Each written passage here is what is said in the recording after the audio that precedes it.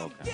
All right. So anyway, so this week we'll be um, discussing the issue. I guess we'll start out talking about Jussie Smollett and the issue that he had. He was found guilty of 5 counts of disorderly conduct for making false reports to police that he was a victim of a hate crime. Back in January of 2019, he was actually acquitted on 1 count of felony disorderly conduct related to making a false police report. Um, he was the victim of an aggravated battery to Detective Robert Graves. So the counts he had, actually there were 6 counts, and the he was found guilty of making a false police report that he was a victim of a hate crime. Also making a false police report he was a victim of a battery. Making a false police report he was a victim of a hate crime to the detective Kimberly Murray. Making a false police report he was a victim of battery to Detective Kimberly Murray. There's 2 counts of those, and actually three counts. And a disorderly conduct charge for false crime report is a class 4 felony and punishable up to 3 years in prison Mm. and a $25,000 fine. So Cook County Judge James Lynn will have discretion to impose a concurrent or consecutive sentence for each count at a later date, meaning that if they are ran concurrently, that means that all 5 counts will be ran together, and in that case, he could get 3 years. But if they run consecutively, he's looking at a potentially getting 15 years for that. Mm. So, so for those of you who do not know, which I'm surprised if you don't, Jesse Smollett was convicted that he lied to Chicago police. And he was actually an actor and R&B singer. He was an actor at the time on Empire, and he reported to being the victim of a racist and homophobic attack. Was it nearly 3 years ago? So on January 22nd, 2019, Smollett receives a racist and homophobic threatening letter at the studio in Chicago where Empire is filmed. Police later said that they believe Smollett sent the letter to himself. And then on January the 29th, Smollett tells the police he was attacked by 2 men in downtown Chicago at 2 a.m. The actor says the man used a racist and homophobic slur, wrapped a rope around his neck, and poured an unknown substance on him. Police say Smollett, who was black and gay, told detectives that the attackers also yelled that he was in MAGA country. And when I say MAGA, MAGA, an apparent reference to President Donald Trump's Make America Great Again campaign slogan that some Trump critics called racist and discriminatory. Um, so, I mean, he was found guilty again, like I said, on 5 of the 6 counts. And I mean, as far as trying to make light or trying to understand, what was behind it, I mean, they are alleging, I don't know if it's been confirmed, but they're suggesting that basically he was making the false reports in somehow some way in a belief that it was going to impact, I guess, his career. I mean, um or his career as an actor, I guess, maybe from getting the attention, um, from making that report. So, I mean, he was found guilty, and assuming that it's all true, I mean, it was definitely a very, you know, silly thing for him to have done. I mean, I think initially, of course, the police were quick to um, drop the matter or not charge him originally. Initially, I think those charges were, but later on, of course, I believe because of probably some sort of mass public ridicule, he probably ended up going after him because initially they dropped the charges. I guess they didn't find that there was anything to pursue against him. Also, what's going on right now is Kimberly Porter or Potter. I guess her name is Kimberly Potter, and I know a lot of people don't remember, but in April of this year, Dante Wright, a 20-year-old black man, was shot by police officer Kimberly Potter during a traffic stop and attempted arrest for an outstanding arrest warrant in Brooklyn Center, Minnesota. And after a brief struggle with officers, Wright was shot at a close range. He then drove off a short distance, but his vehicle collided with another and hit a concrete barrier. Officers pulled Wright out of his car and administered CPR, but were unsuccessful, and he was pronounced dead at the scene. It said that Potter meant to use her taser, but accidentally grabbed her gun, instead striking Wright with one shot to his chest. 2 days later, Potter and Brooklyn Center Police Chief Tim Gannon resigned from their positions, and Potter fled her home after her address was leaked on social media. She was arrested on April the 14th and charged with second degree manslaughter and booked into the Hennepin County Jail and released on $100,000 bail. And on September the 2nd, the prosecuting authorities added the charge of first degree manslaughter.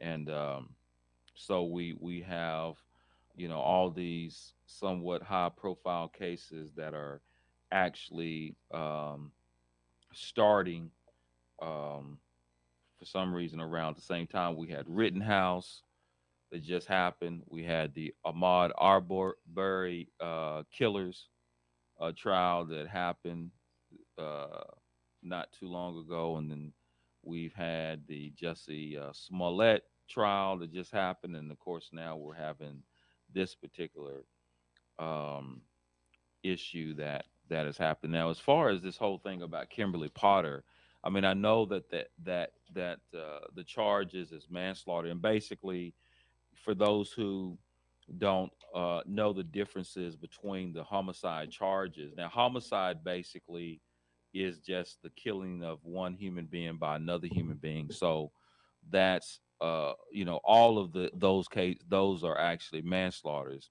Then you have actually murder, which is actually divided into degrees, usually first or second degree, and we know whether it was premeditated or not. Obviously, premeditated generally is a first degree murder, and then manslaughter is usually an accidental or a killing by negligence. And of course, what they're suggesting in the Potter case was that there's some sort of uh, of negligence in the fact that instead of reaching, she had her taser, and I believe, if I'm not mistaken, I could be wrong, but I believe that the tasers generally are um, carried on the non-shooting hip, if I'm not mistaken. But at any rate, I mean, she pulled out her gun and shot this guy in the chest, and she's on trial right now to determine whether they're going to go forward with this case against her um, for manslaughter. So it's going to be interesting, man. A lot of stuff going on in many of these cases. And one of the things that I wanted to talk about, I guess one of the topics or one of the main topics that I wanted to speak about is this whole concept of internalized racial oppression. And so, basically, internalized racial oppression is a concept which an oppressed group uses the methods of the oppressing group against itself.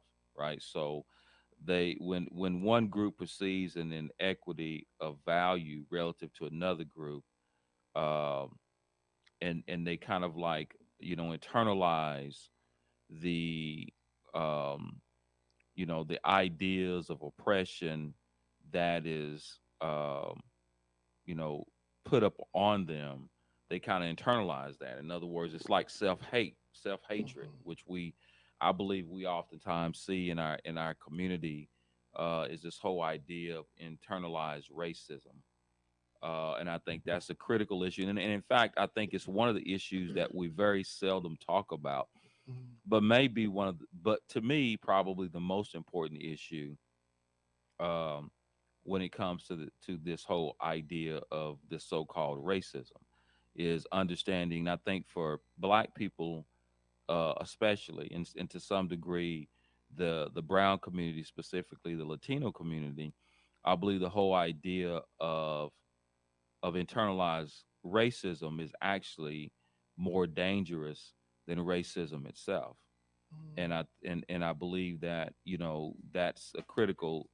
Show but have no idea where to start? Or have you been hosting a podcast for a while and want to take it to the next level? If so, you need the Gab Radio Network. To host a show on the Gab Radio Network, all you need is your voice, and we'll handle the rest, from technical engineering to full service audio production and much more. Every show on the Gab Radio Network can be heard on our station on the TuneIn Radio app. Plus, we put all of our shows on our satellite, which is accessed by over 5,500 stations. And here's the best part: you can host from anywhere you want. There are many means to connect to the Gab Radio Network remotely, and our staff of highly trained engineers and producers will make you sound like you're right here in studio. So, if you want to be on the Gab Radio Network, the same network that hosts the Small Business Advocate, Radio MD, and the Federalist, send an email right now to sales@gabradionetwork.com. That's sales@gabradionetwork.com. Nubian Pictures presents a CCM Films production documentary entitled Purpose and Freedom. Keep your hand on the plow. This emotional and strong documentary tells the story of African-American lawyer Zulu Ali seeking justice and his purpose as a lawyer while crossing paths with Araceli, an undocumented immigrant from Mexico who is seeking her freedom. Together, they help discover their purpose and freedom in each other. Watch this incredible film today from iTunes Movies, YouTube Movies, Amazon Prime, and Google Play Movies. Learn about the cast and crew, links to purchase, and more at purposeandfreedommovie.com. Purpose and Freedom. Keep your hand on the plow. Available now. Rated G. I did not feel safe. That's why I decided to come to California, because I didn't feel safe in Mexico. It's kind of like the system, and if you go outside the system, then it becomes a struggle. Are you an immigrant seeking defense representation and are looking to protect your rights? Or maybe someone who is experiencing an injustice or discrimination and need a lawyer you can trust? Well, that's exactly why you need the help of award-winning trial lawyer Zulu Ali.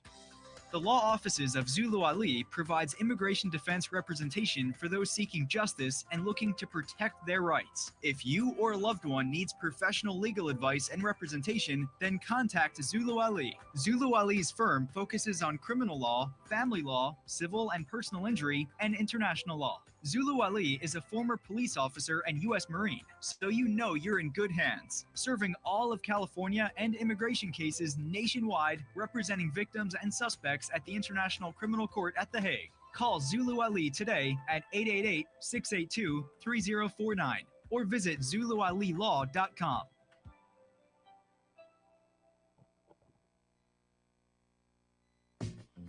Welcome back to Justice Watch with attorney Zulu Ali and the Justice Watch crew, where we're continuing with our discussion on internalized racial oppression and its impact in the criminal justice system. So I always think it's always good to go over, statistics, because I think sometimes the numbers actually put things really in perspective. Um, for example, here you have um, there's 2.2 million prisoners in the United States, right? Compared to 1.6 million in China, whose population is 4 times that of the United States, Mm. right? So, I mean, that's a lot of prisoners.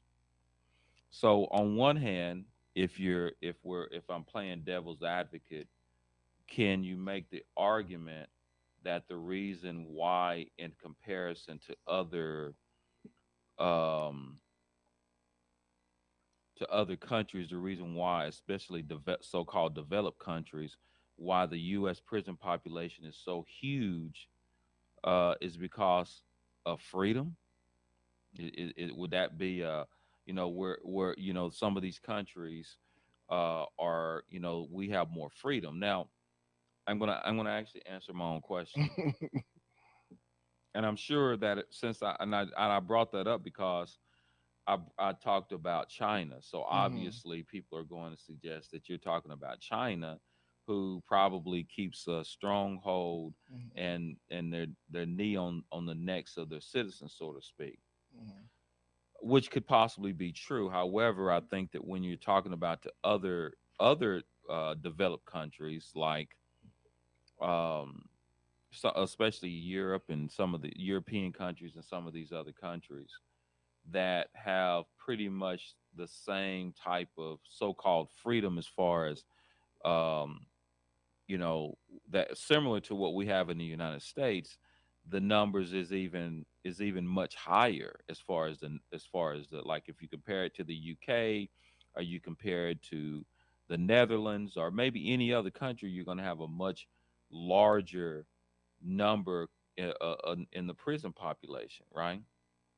And what's even worse is that when you go to many states, like for example in Louisiana, the black population is 32%. And then, but yet there's 67.8%, I believe, of prisoners are black, four times the number. Black people are incarcerated four times the rate of white people, and of people sentenced to life in prison um, is the same higher number. So you have all these numbers, and you want to ask yourself, at least from my perspective, when you think about internalized racism. Um, and then I was also looking at another statistic and a business statistic, which I thought was really interesting. It says that in 2 years, most businesses within the first 2 years, 30% of those businesses fail. And that's an overall number here in the US. However, for African Americans, of that same period of the 2 year period, 80% of black businesses fail. So 80%, Mm-hmm. almost three times that number.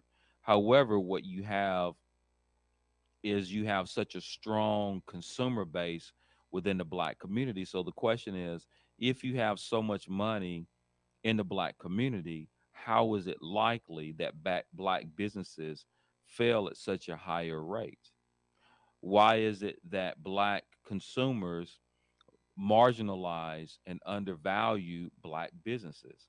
Why is it that black people in general undervalue and marginalize black people in such a way?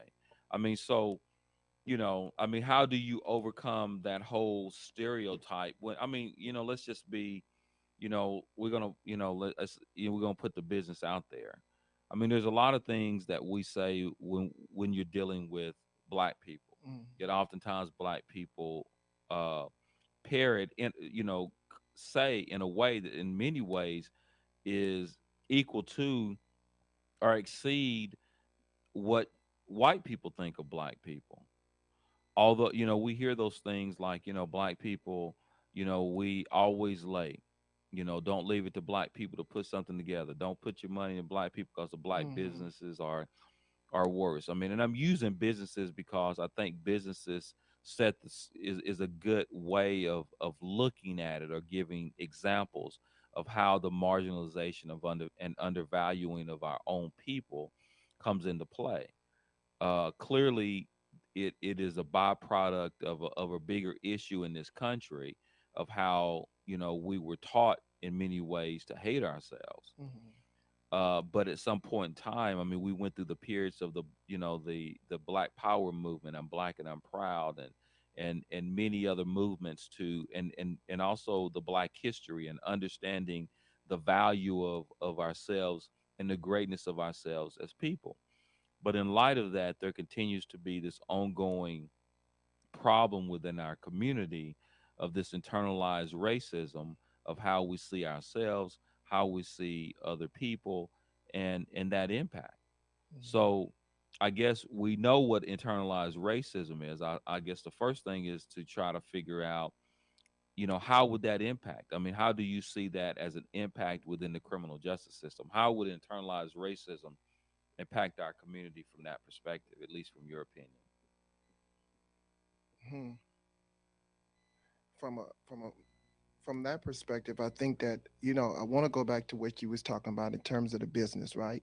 And Mm-hmm. how you saying, I think that there's two poles. I think that there's the racism and the internalized racism Uh-huh. that causes those businesses to suffer 80%. Mm-hmm. And I think it goes back to what you were saying. I think that there is that level of individuals saying that you don't want to buy from black, and I think that comes along um, with the internalized racism that people don't want to buy from people that look like them because it's all those stereotypes and all those negative things that have been placed upon us through the racism that allows people to believe that uh, buying from black is going to charge you a little bit more. In fact, in the community that I'm in right now in business, one of the big thing is that you're never going to be supported by your family and friends. You're going to be supported by strangers more than you supported by family or friends.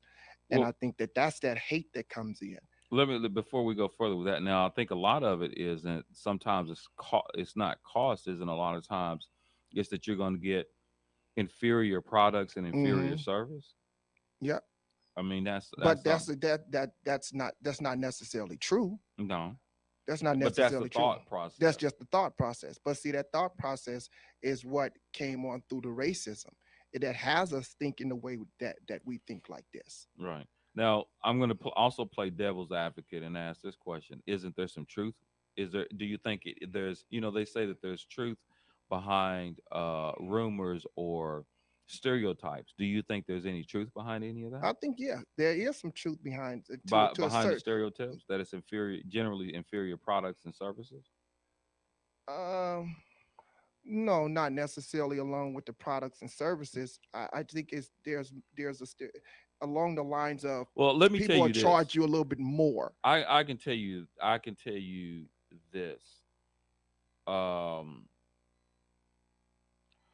Oftentimes, I believe that the way we treat each other, for example, when we do business with our own, we can be extremely disrespectful to each other. Mm, I mean, like if you're as a business owner dealing, and I can, I can say that, even in my own research, and I'm doing the research because I'm actually getting my doctorate degree in business, and that's part of my research. And I can tell you that there is something behind the treatment of black businesses by black consumers. Like oftentimes black consumers have a very difficult time sometimes, dealing with, you know, black consumers, because although black consumers may come there, they'll actually, ch- you know, I think mistreat black business owners. but they expect special treatment though because They, you black. yeah, and then but then they can be extremely disrespectful. I mean, the way that they'll talk to a black business in a way that they wouldn't talk to a white business owner. I mean, they'll Correct. walk into a white business and bite their tongue when they won't do that to a black Yeah. business. But at any rate, please do not touch that dial. We'll continue with this discussion on the other side of the break. There's a new nationally syndicated radio program that's sweeping the nation, and you don't want to miss it. Justice Watch with attorney Zulu Ali, the voice of justice for the people. The focus of Justice Watch is to provide an honest analysis and viable solutions to the criminal and social justice crisis in America and the world from a black, brown, working class, and socially disadvantaged perspective, and to motivate listeners to be informed and part of the solution. Zulu Ali is joined by the Justice Crew, consisting of Rosa Nunez, Michael Clark, Dr. Akil Bashir, and Charito Ali to tackle the most pressing issues. Host Attorney Zulu Ali is a former police officer, U.S. Marine Corps veteran, and an award-winning trial lawyer who focuses on representing persons accused of crimes, immigrants, victims of discrimination, and persons seeking civil justice. Find out how to listen to Justice Watch with Attorney Zulu Ali at justicewatchradio.com. Nubian Pictures presents a CCM Films production documentary entitled Purpose and Freedom. Keep Your Hand on the Plow. This emotional and strong documentary tells the story of African-American lawyer Zulu Ali seeking justice and his purpose as a lawyer while crossing paths with Araceli, an undocumented immigrant from Mexico who is seeking her freedom. Together, they help discover their purpose and freedom in each other. Watch this incredible film today from iTunes Movies, YouTube Movies, Amazon Prime, and Google Play Movies. Learn about the cast and crew, links to purchase, and more at purposeandfreedommovie.com. Purpose and Freedom. Keep your hand on the plow. Available now. Rated G. I did not feel safe. That's why I decided to come to California because I didn't feel safe in Mexico. It's kind of like the system. And if you go outside the system, then it becomes a struggle. Are you an immigrant seeking defense representation and are looking to protect your rights? Or maybe someone who is experiencing an injustice or discrimination and need a lawyer you can trust? Well, that's exactly why you need the help of award-winning trial lawyer Zulu Ali. The law offices of Zulu Ali provides immigration defense representation for those seeking justice and looking to protect their rights. If you or a loved one needs professional legal advice and representation, then contact Zulu Ali. Zulu Ali's firm focuses on criminal law, family law, civil and personal injury, and international law. Zulu Ali is a former police officer and U.S. Marine, so you know you're in good hands, serving all of California and immigration cases nationwide, representing victims and suspects at the International Criminal Court at The Hague. Call Zulu Ali today at 888-682-3049 or visit ZuluAliLaw.com.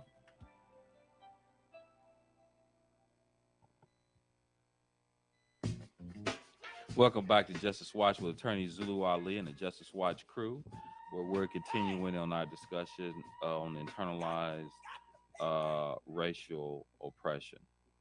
So, I mean, I think that even before I get to that point of where I'm at, I mean, I think that when it comes to internalized racism, I think that what we have to do is I think that we have to there's this whole idea of the inferior it's not really taking on the inferiority of of um of being African American, or at least the idea of being inferior based upon the way that they feel. Like I don't, like last week I was talking about the fact that you have such a huge number because their inferiority. Mhm. So their actions of predominantly racist white America is a result of not superiority, but a result of inferiority. Mm. And I think the reason why we internalize that racism is because we don't understand where that psychosis that they have comes from. Exactly. There's more than one psychosis. What you're doing is you're talking about, whenever you're dealing with psychotic people, it is the psychosis of those individuals that basically um, the sickness of those people that's internalized. So Mhm. what's causing it's the reaction to what they're doing, Mhm. right? And so, you know, I mean, going back to the whole idea of the fact that, is there an issue with the idea let's just be honest, there are a lot of black people who second guess the products and service of black businesses. And is there truth around, and you said that there is some truth around the potential inferiority of black customer service and black Mhm. products. You think there's some truth behind that? Not along the lines of the products. I wouldn't say that. I think that it goes back to what you were saying in terms of we've been so brainwashed to believe that. Hmm. I don't think it lays. I don't think it's basically in the product. It's just basically they believe that they will get a better product from white people. You think that's what it is? You don't think I there's don't. no truth behind the fact that when it comes to the products and services that are sometimes offered. Now let's just go back and let's go look at this another way. All Even though you have the internalization of that racism that goes to the consumer, that also can go to the business owner as well. in the way in which do you think that there's a possibility that business owners may treat um, may treat black consumers inferior to white customers? Do you think you think that there are instances where instances where Yeah, that happened yeah, in there is. in a large way? Yes, I do. But I think also that individuals get into business and they pride themselves on whatever product. Now, in terms of the way they approach those individuals, they can approach them nasty because I didn't have people coming to me and Hmm. expected a deal from me just because oh brother, let me get this, let me come on, and talk me Yeah, down. And if I don't concede, they would rather walk away from it and buy it from somebody else opposed to buying from me just because I wouldn't give them the deal. But then they'll go down the street and buy it from somebody at the same price that I offered it to them from just because I wouldn't give them the deal. yeah. I mean, it's very complicated because I think that there's a thin line between the culture, the cultural aspect of it. Because I mean, if you notice that, I mean, and I'm talking about when I talk about African Americans, I'm talking about indigenous African Americans for the most part. But what you'll find whenever you go around the world is that everybody likes to does that. That's how most cultures deal with each other. Mm-hmm. Like when you go to different countries, and they're always trying to bargain prices. Mm-hmm. Or whenever I have people who come to me, like for example, even let's just say the people from the stereotypes of the Middle Easterner Mm-hmm. who comes in and they want a deal, or Mm-hmm. they want something different, or they feel like they should get a special deal. They think that whatever the price is, that's a negotiable price. And then when we do it in our community, I mean, I don't really like negotiating prices. Mm-hmm. It's like, okay, this is what I'm charging you this, for a reason, because I'm from a cultural perspective, I'm honestly not used to that. So, but there's a lot of people who do it as a way that's beyond the issue of race, where it comes to trying to bargaining prices. Yeah, and I understand that we can. I understand the bargaining because Mhm. people do that all day long. I do it myself, but I It's think that annoying. yeah, it I mean, I don't like is. people to come up and just say, hey, like you say, this is going to cost this because you've already Yeah, got the number. I mean, there could be something. I mean, some people just know this is the price and this is what needs to be paid, and they yeah, move forward with it. And exactly. then you have some people who want to, unfortunately, try to take advantage of getting a special deal from certain people. Hmm. Um, and then if they don't get the deal, then they may feel like, uh, that there's something wrong with you as a business owner. Yeah, and That you, that's when the money goes outside the community and it doesn't stay in the community, and mm. therefore the business of the black business goes down, and that's But why the you. irony is oftentimes they're likely to even pay more money outside of the community. They might come Yeah. to you and say, "Look, I'll give you $3,000 for this," Hmm. and they will not give you 3,000, but they might go outside the Correct. community and give somebody 3,500 and never ask them, Hmm. because they just feel like the water is cool, is colder when it comes from someone else. Exactly, and that's why you see that 80% of the business in the black community goes down within the first 2 years because of that, because of that concept, Mm. because of what they believe. Right. And the thing, and the harshest part about the internalized racial oppression is that it's such a it's had such a negative impact on our community.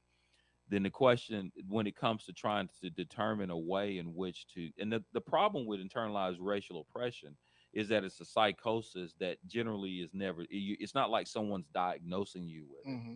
So you could be suffering from it and may not know that you have it. Exactly. And generally, that's the problem with people within our community, is that most people who suffer from it Don't don't know. even know that they even Exactly. have it. Correct. And so since we have so many people that are suffering from it and don't know that they have it, that's, see, an undiagnosed a diagnosed mental problem is is not as dangerous as an undiagnosed mental problem. Hmm. And the problem is that it's the same thing with these so-called white supremacists.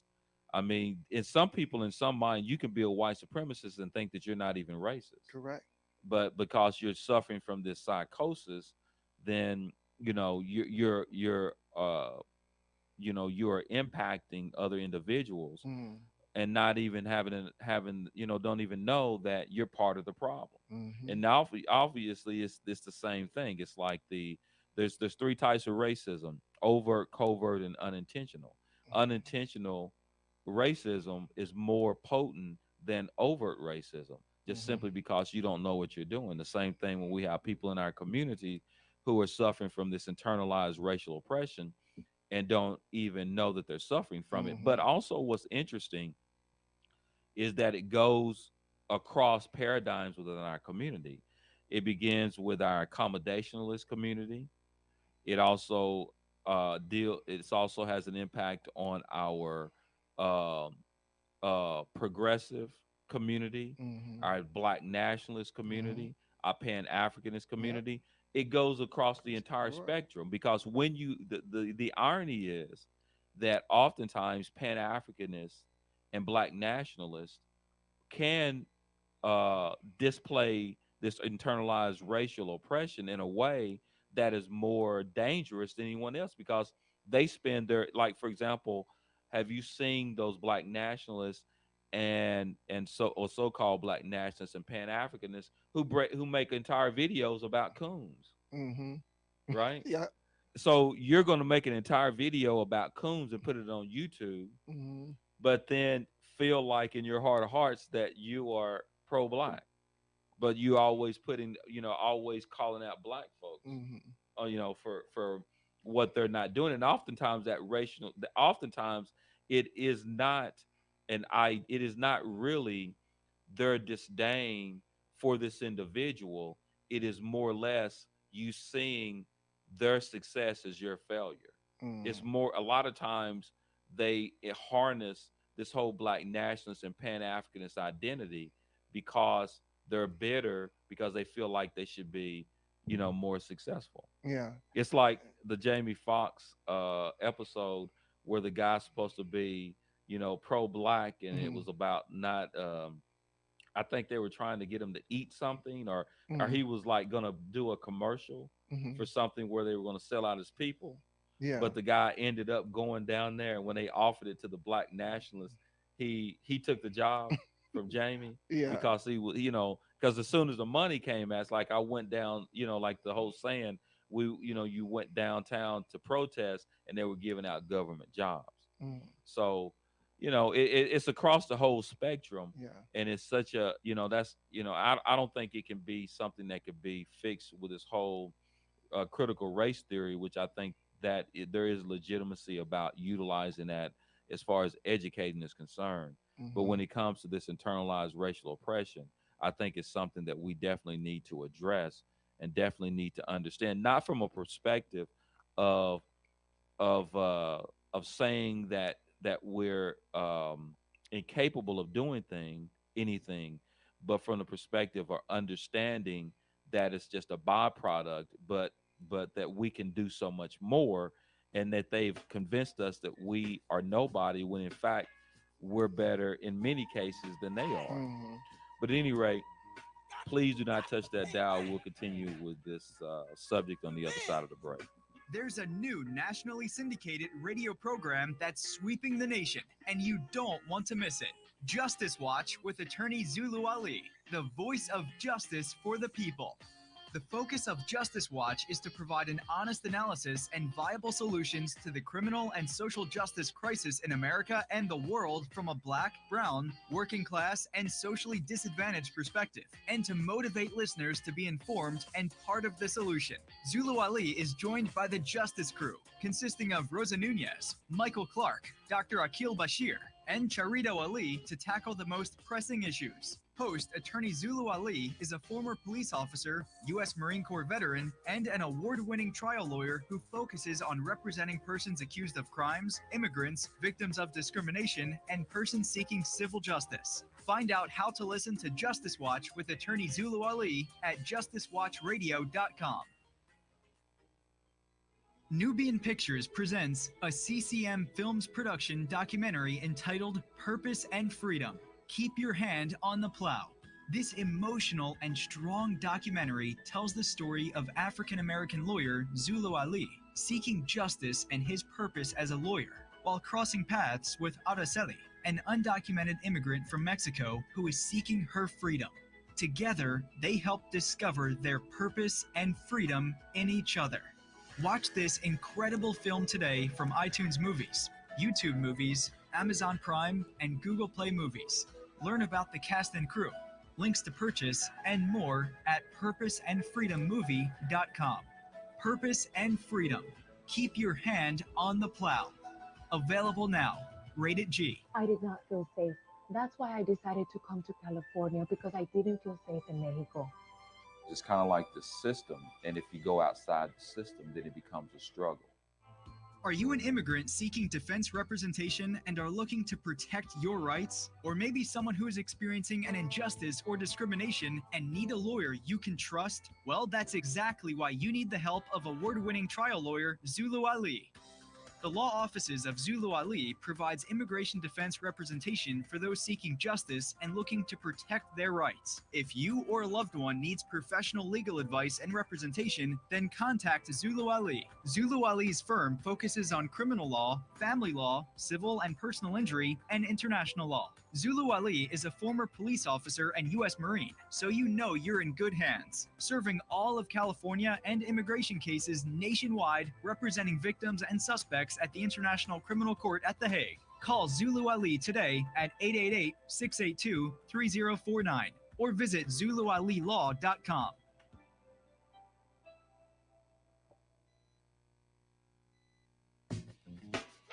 Welcome back to Justice Watch with attorney Zulu Ali and the Justice Watch crew. We're continuing with our discussion on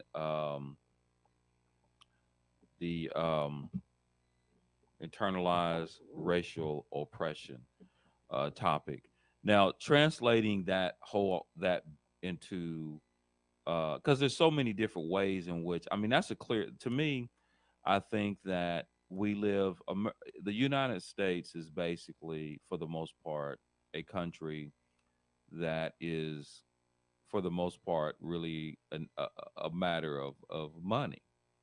I mean, Mm, that's really what, I mean, it's all about what you can afford. Justice in America is bought and paid for. mm, So, that, I mean, if you're able to do something in this country in order to make sure that your finances are taken care of. In other words, if you're financially able to deal with America as far as some of the other groups, and I'm not going to necessarily start, calling out specific groups, but that's a huge issue. It's all about the money. And if we can, as a black people, overcome that whole idea of this internalization of racial oppression that goes so far. I mean, we can't, certain things we just can't let go, mm, right? mhm, Um, and there's certain things we're not going to let go, and many of the things that we don't let go are very uh, much a contributing factor to the internalized racial oppression, because internalized racial oppression, in many ways, through some of our institutions, have become um, part of the culture. So many of the things that we've embraced as part of our culture uh, contribute to that internalized racial oppression. mm. Can you think of any? Could you give me, I was gonna say, could you give me, could you give us a I mean, example or well, let's just say, for example, even some of our entertainment. mhm, Many of our entertainment we have embraced uh, contributes to it. I'm going to use that. Some things I'm thinking about, but I don't want to make too many people mad. But there's a lot of things like for example, some of the symbols, like when we look at some of our prophets, and so mhm. when we look at prophets, biblical Got you. prophets Yeah. that don't look like us, that contributes to it Hmm. strongly. Strongly, very strongly. So if you believe that, our prophets don't look like someone else, I mean, you might have somebody that fights you because they believe Mhm. that the prophet, or even God himself, looks don't look like you. Hmm. You know what I'm saying? Correct. I mean, that has a huge impact on you internalizing a racial impression when we know that's absolutely not true. But, you know, what there were many things that were done not necessarily to oppress black people, but in the final analysis, they had that impact. So many Hmm. groups created things to improve their own self value Correct. because of their inferiority. Hmm. So because of their inferiority, and of being in Wow. inferiority, they're doing these things, but the collateral impact is that it's causing black people to feel inferior. Correct. So I mean, there's a lot of that. Wow, I never looked at it like that. I mean, the only reason that they were doing, I mean, it makes them feel better. Hmm. They needed to make black people inferior in order for them to feel superior. Mm. I mean, it go that's the way it happens. It doesn't happen any other way. People go out and find people who are, it's like, for example, when people choose mates, or when people, sometimes you have people that choose friends. People will go out and choose a friend that they feel like is beneath them. You ever seen the pretty girl, ugly girl situation? Yeah.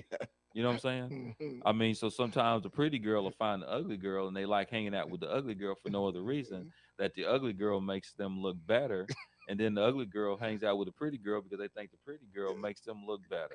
So Correct. sometimes people need each other to make themselves feel better, Yeah. and they definitely need it. That's the psychosis of inferior people. You know what I mean? It's Hmm. just, sometimes that's kind of like um, the same thing in relationships. You know, Hmm. sometimes people find people that they get in a relationship with that they can boss around. Yeah. You know what I mean? That to make them feel, you know, superior. Yeah. You know, and it's the same thing with that segment of that community of the white community, or white racist community, I should say. They do that. You know what I'm Hmm. saying? I mean, Yeah. they do certain things in order to make themselves feel, superior. And again, they're victims of the same thing. They just Hmm. many times they don't realize it, or they don't know it. And sometimes again they don't recognize it because they feel like, well, I have nothing to do with it, and it's not something that I think about every day. I don't get up every day thinking that I'm superior to somebody else, and I'm going to go out here and I'm going to oppress a black man, Hmm. right? I mean, that's not like that's what you get up on a daily and say, this is my agenda. Hmm.